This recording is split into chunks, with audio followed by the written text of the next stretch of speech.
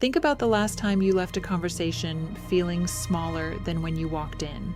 Not because of anything they said directly, not because they were cruel or cold or obviously wrong, but something was off. You felt confused, guilty, like you were the problem, without being able to explain exactly why.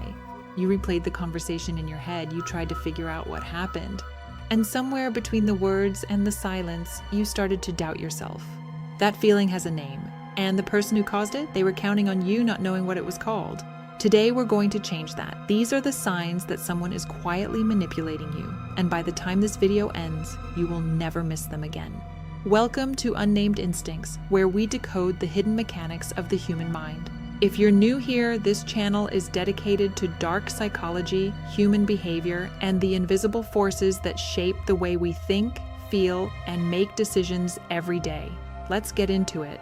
Before we get into the signs, you need to understand something important. Most people imagine manipulation as something loud, obvious, aggressive. A villain in a movie who openly controls people, who lies to their face, who makes their intentions clear. But the most dangerous manipulators in real life don't work like that. They work quietly.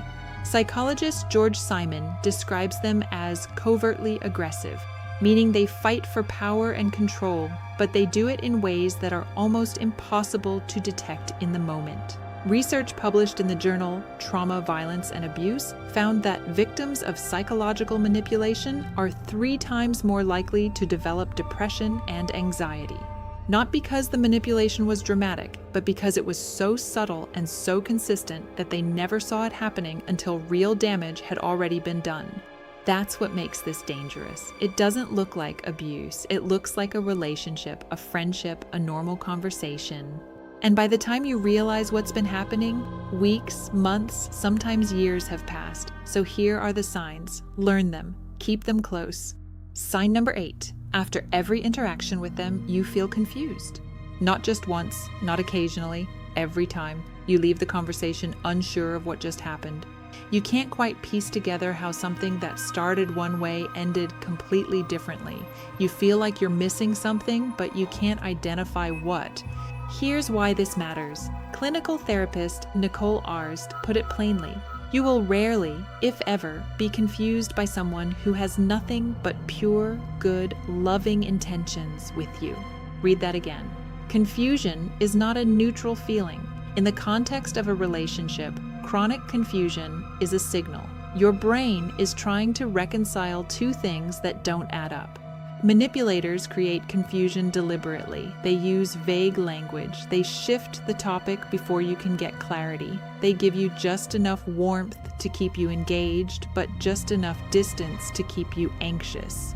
The confusion keeps you in a loop, analyzing, second-guessing, replaying. And while you're doing that, you're not protecting yourself. If you consistently leave conversations with this person feeling mentally foggy, uncertain, or like something was taken from you that you can't name, that is not a personality quirk.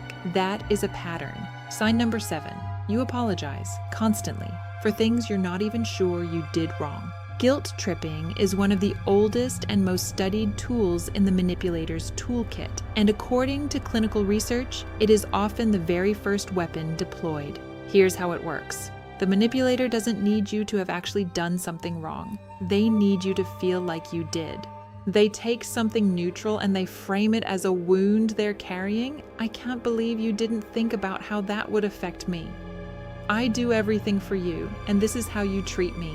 Notice what those statements do. They assign you a role, the guilty party, without giving you the facts to contest it. And if you try to push back, they double down. Over time, the pattern trains you. You learn that it's easier to apologize than to argue. You start monitoring your own behavior preemptively. You shrink. That shrinking, that's what they were after all along. Sign number 6. In the beginning, they were everything. Constant attention, endless compliments. They made you feel seen, special, chosen. And then, something shifted. The warmth pulled back. The attention became unpredictable. Some days you were everything to them. Other days, silence, cold, distant. This is called love bombing, and psychologists have identified it as one of the primary entry points into a cycle of emotional manipulation and control. The goal, as psychologist Elena Tiani explains, is not to seek love. It is to gain control, to make you feel so indebted that you'll do almost anything to get back to how it felt at the start. The withdrawal is intentional. It keeps you chasing, trying to earn back the warmth, wondering what you did. You didn't do anything. The love bombing was never real. It was an investment. Sign number 5, they go silent. Not because they need space, not because they're processing, but because they know it hurts you. And that's exactly the point.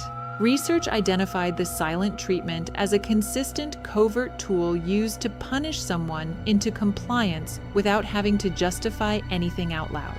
There's nothing to argue against, no words to challenge, just absence. And in that absence, your mind does all the work for them. Eventually, when they decide the lesson has been delivered, they return, and you are so relieved that they're back. You forget to ask why they left. That relief, that's control.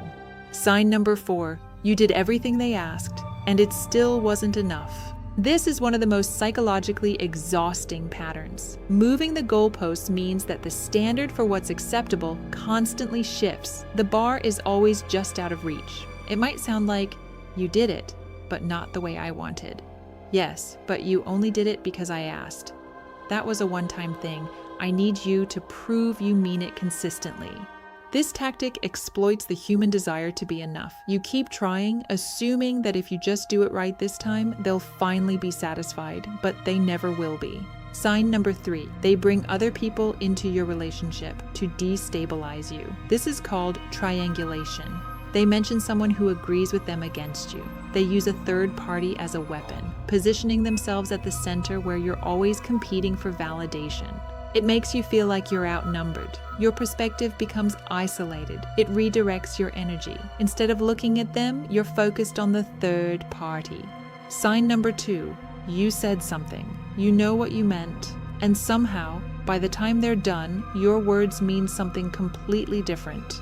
What manipulators do is different. They distort, they selectively omit, they take one sentence out of context and make it the entire story. They steer the conversation away from their behavior and back onto yours. Over time, you stop trusting your own account. You start bracing yourself before you speak, carefully measuring your words. That self-censorship is a response to being chronically unsafe. Sign number 1. And this is the one that matters most. You used to trust yourself. But now you question everything. Before you make a decision, you run it through a filter. How will they react? Am I being reasonable? Am I too sensitive? This is the end game. The cumulative effect erodes your self-trust and emotional clarity. You hand them your internal compass, because once you stop trusting yourself, you have nothing left but them. Here's the truth. Your instincts were never broken. They were silenced. Every time you felt confused, guilty, afraid, or like something was wrong, you were right. You were right all along. 8 signs. 1 quiet, consistent pattern. Knowledge is the first form of protection, and now you have it. If this video reflected something real in your life, share it with someone who needs to see it. Subscribe to Unnamed Instincts. I'll see you in the next one.